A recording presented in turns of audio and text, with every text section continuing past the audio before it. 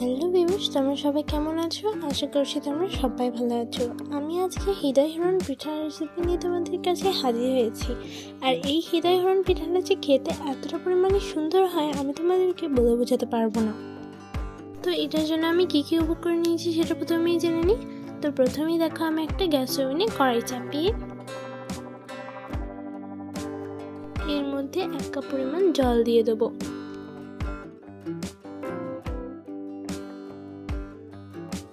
এরপর আমি এখানে 1 চিমটি মতো দিয়ে দেবো লবণ।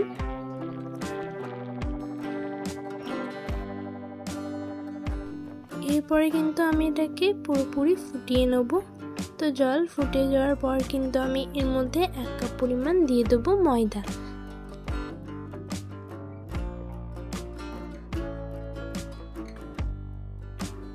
তো এটা মিক্স করতে করতে দেখবে একটা দই পরিণত হয়ে যাবে।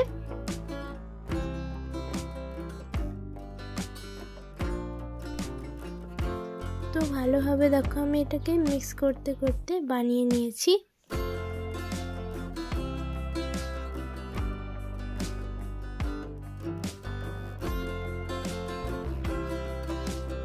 তো এটা এবার রেডি। এরপরে কিন্তু আমি এটাকে নামিয়ে নিলাম। দেন এটাকে কিন্তু আমি হাতে করে মুথে নিচ্ছি।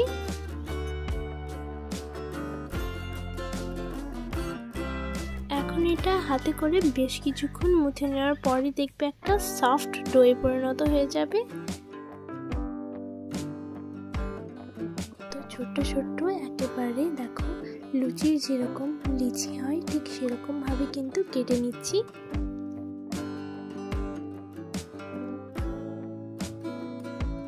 এরপরে দেখো আমি সুন্দরভাবে সবগুলোকে কিন্তু এরকম ভাবে গোল করে নিয়েছি, একেবারে মসৃণ। এরপরে কিন্তু হাতে করে আমি একটু হালকা করে প্রেস করে এটাকে বেলে নেব।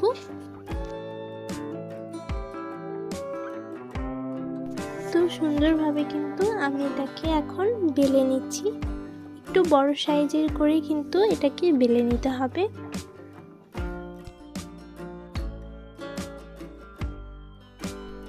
তো এরপরে কিন্তু আমি এরকম ভাবে ঠিক সুন্দরভাবে কিন্তু ভাঁজ করে নিচ্ছি। তো এরকম ভাবে দেখো আমি ভাঁজ করে নিয়েছি।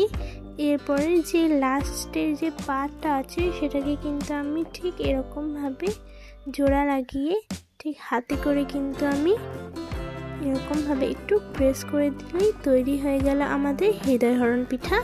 তো এরকম ভাবে সব পিঠাগুলোকে কিন্তু রেডি করে নাও।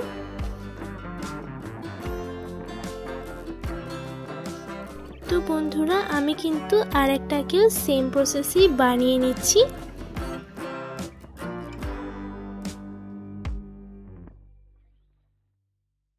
ভাঁজগুলোকে একটু সুন্দরভাবে কিন্তু বানিয়ে নিতে হবে, তাহলে দেখতে কিন্তু খুবই দারুণ লাগে। এরপরে আমি কিন্তু অল্প পরিমাণে জল দিয়ে কিন্তু এর যে পাটটা আছে সেটাকে কিন্তু আমি একটু প্রেস করে নেব। এরপরে একটু এরকম ভাবে হাতে করে প্রেস করে দিলে রেডি হয়ে যাবে। তো সবগুলোকেই কিন্তু আমি সেম প্রসেসে বানিয়ে নিয়েছি।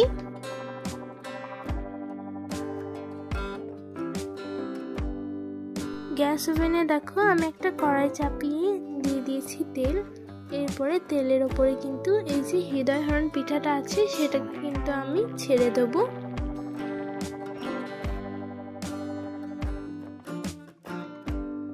এরপরে কিন্তু আমি উল্টে পাল্টে এটাকে আমি ভেজে নেব। এরপরে আমি কিন্তু এটাকে উল্টে পাল্টে লাল লাল করে ভেজে নেব।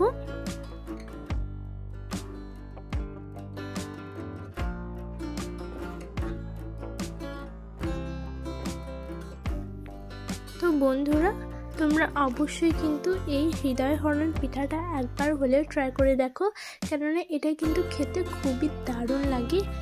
তো এরপরে কিন্তু আমি তেল ঝরিয়ে এটাকে তুলে নিলাম। এরপরে গ্যাস ওভেনে আর একটা কড়াই চাপিয়ে আমি 1 কাপ পরিমাণ দিয়ে দিলাম চিনি। এদিকে কিন্তু আমার সব হৃদয় হরণ পিঠাগুলো রেডি হয়ে গেছে।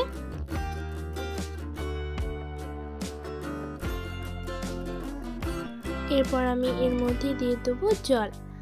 তো এটাকে কিন্তু আমি ফুটিয়ে নেব।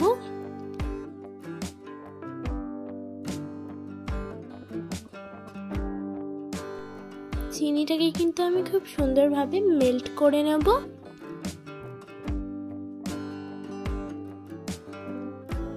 স্বাদ আর গন্ধের জন্য এলাচ দিয়ে কিন্তু সুন্দরভাবে এটাকে মিক্স করে নেব।